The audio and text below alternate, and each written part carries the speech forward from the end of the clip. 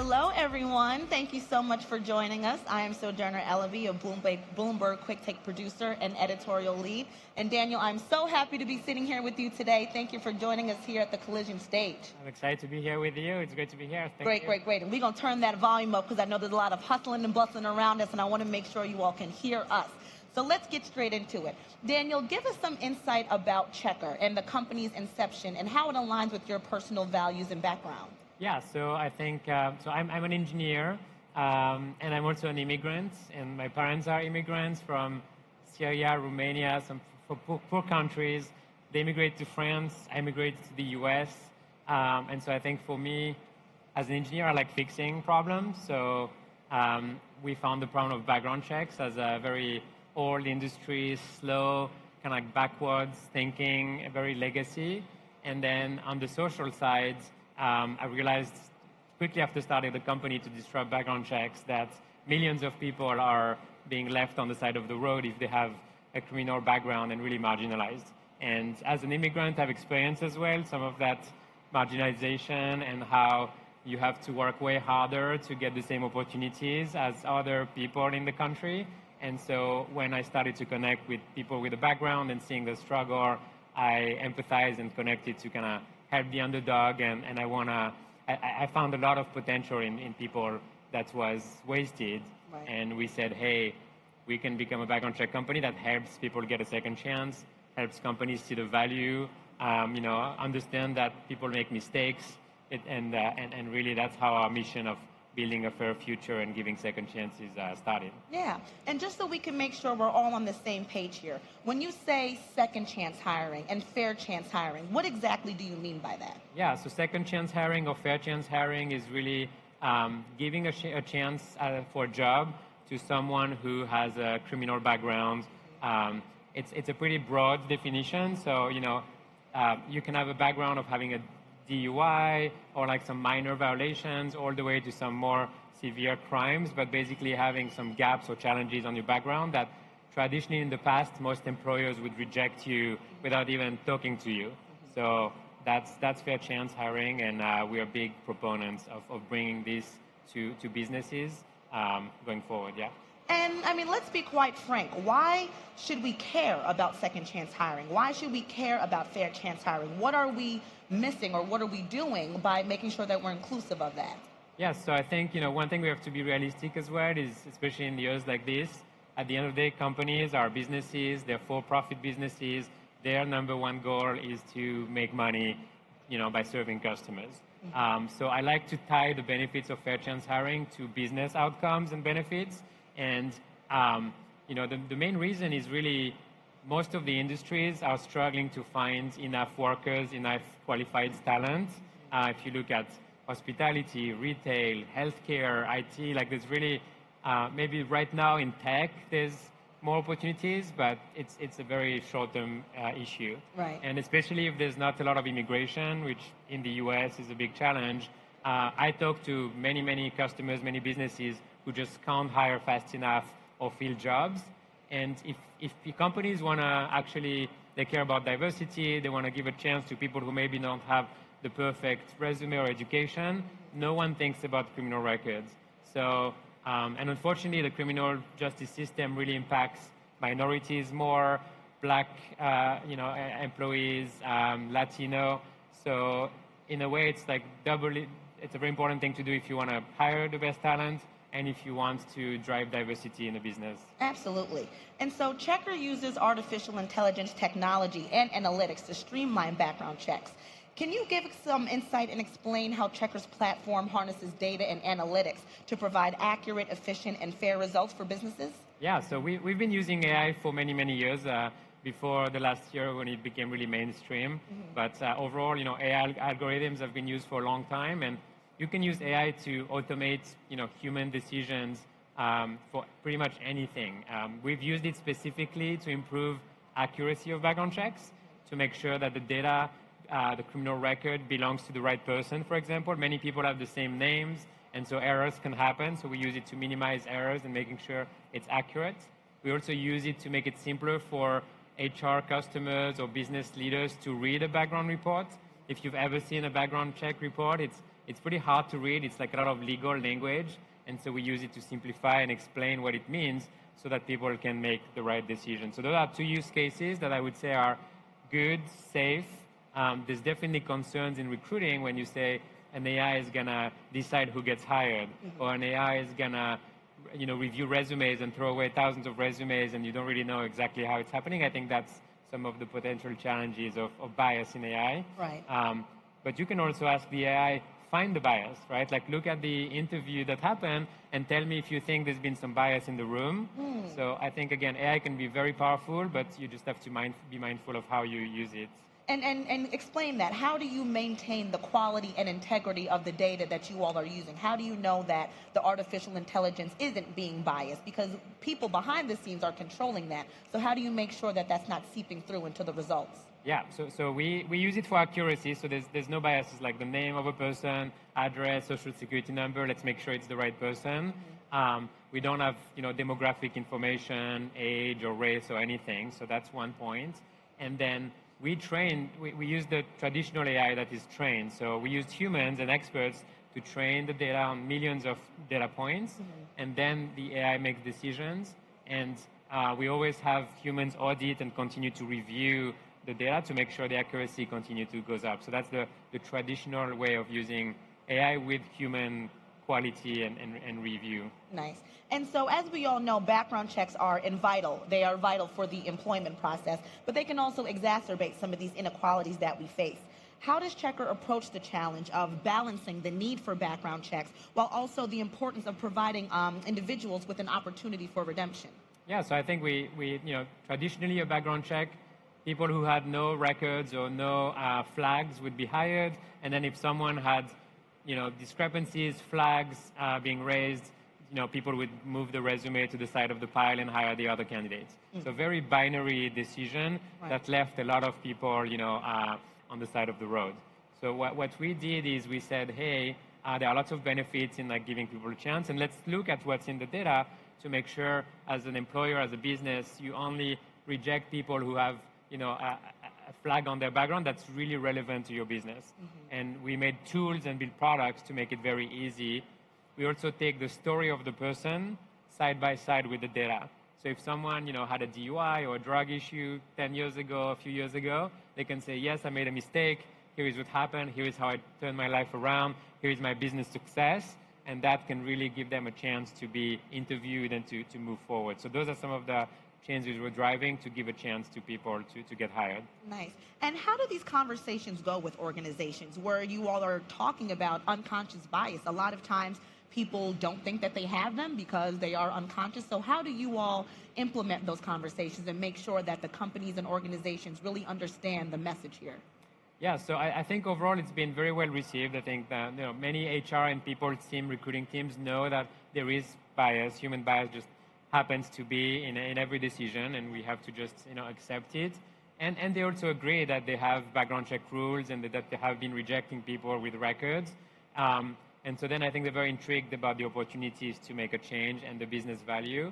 And so I think the way they start is it's pretty easy, and everyone agrees, like, if you have a marijuana charge that's old and you're maybe in a place that it's now legal or not a crime, that's an easy change to make to your process, and you get thousands of more candidates. So that's a very easy way to get started. Customers start this way on simple changes like that, and then over time see more and more value and change more of their hiring rules. And over the last year, we have thousands of customers who have implemented some of those changes.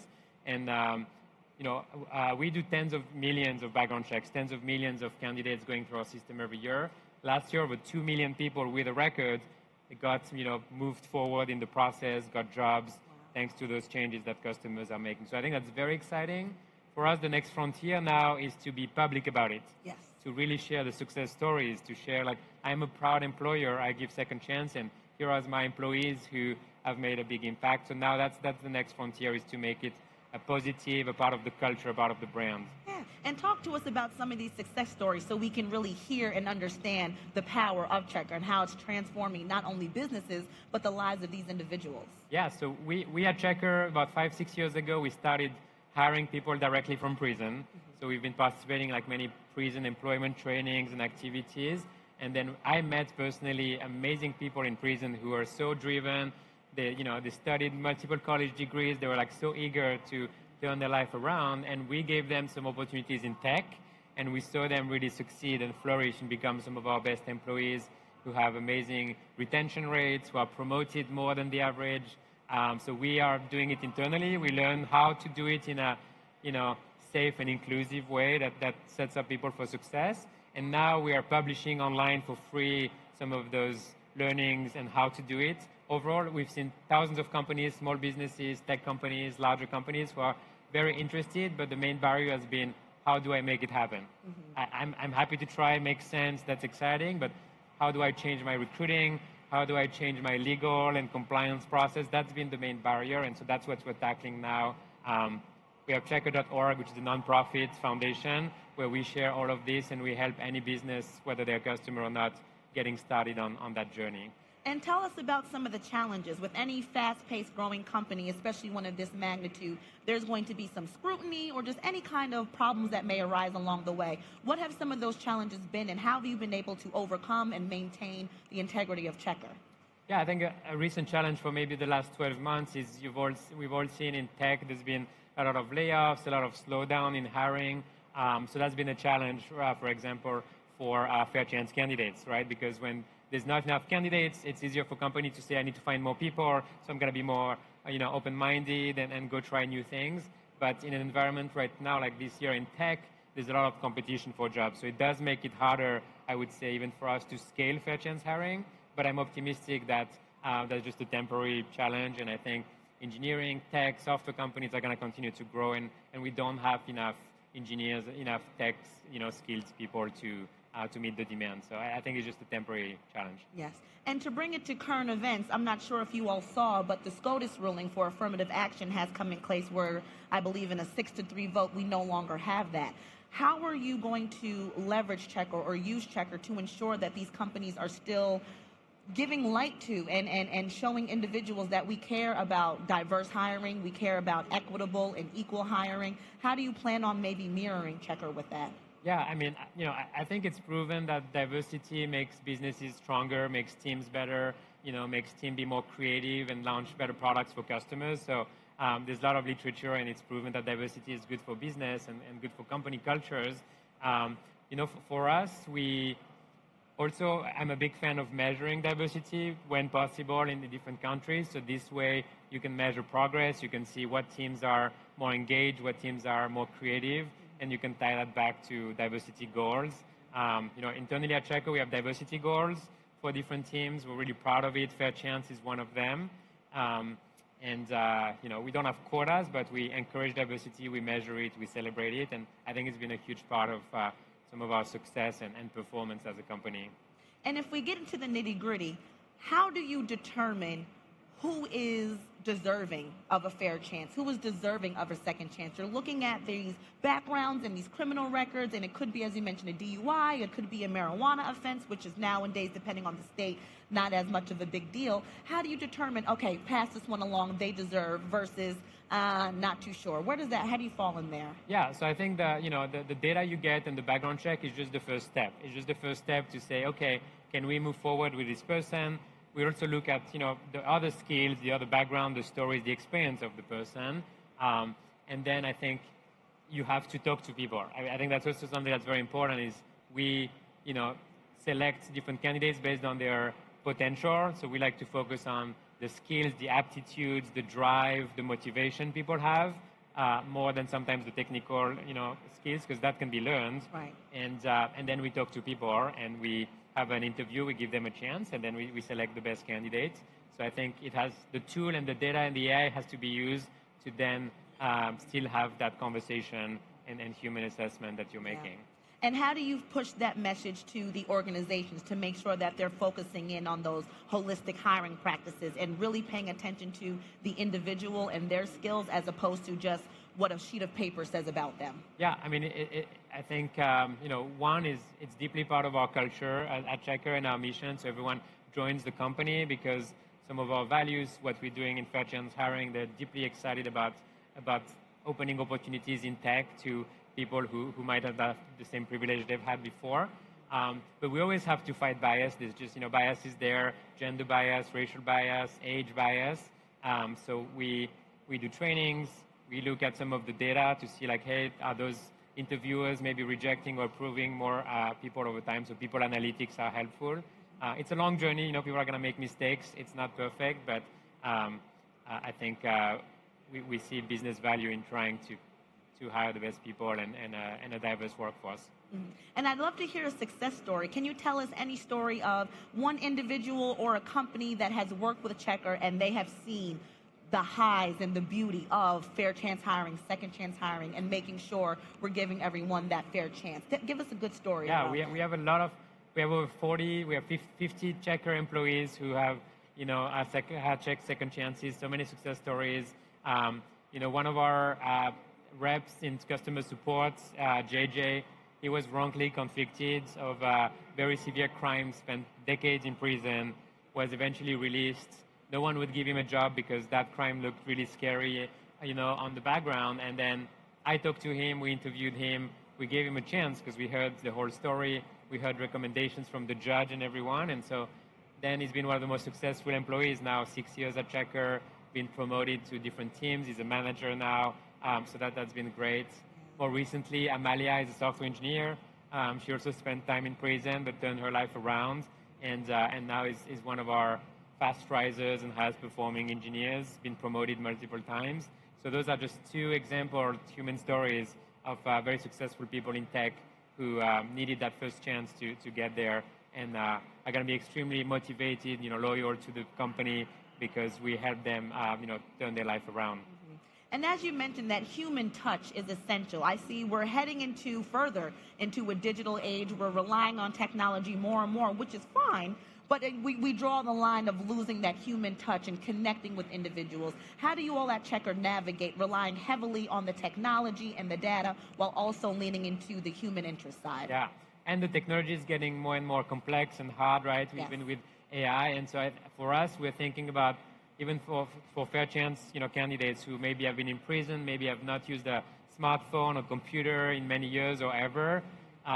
We have to help kind of those tech skills. We do like a tech onboarding to use, phones, smartphones, apps, etc., to get people kind of up to speed on the minimum level of tech skills. But once you have it, then people are, they reach the first step of the ladder, and then people are on their way to grow their career, to learn more. But I think one question for businesses and everyone is like, how can we help the most people get to that first step of the ladder to benefit from technology? Because I think technology, if you can use it, opens a lot more opportunities for people and equality of opportunities for different populations. But helping people getting to the first step is important, and I think we businesses have a job to do there. And looking ahead, how do you envision Checkr coming into the job industry and making even more of a notable mark? What do you see ahead as you look forward to what Checkr can accomplish? Yeah, I love being in the HR tech industry. I think it's a very exciting industry because you touch people, you work on hiring and employment. So we're definitely going to continue fair chance hiring and bringing background checks that allow people to get a second chance. That's going to continue for a long time, and we're still early, so we want more companies to adopt it and see the benefits.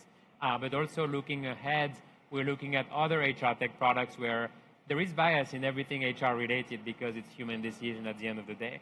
So if we look at, we're launching a payment product to pay workers instantly, same day. People want to be paid as fast as possible. Unfortunately, some of those financial products have high fees.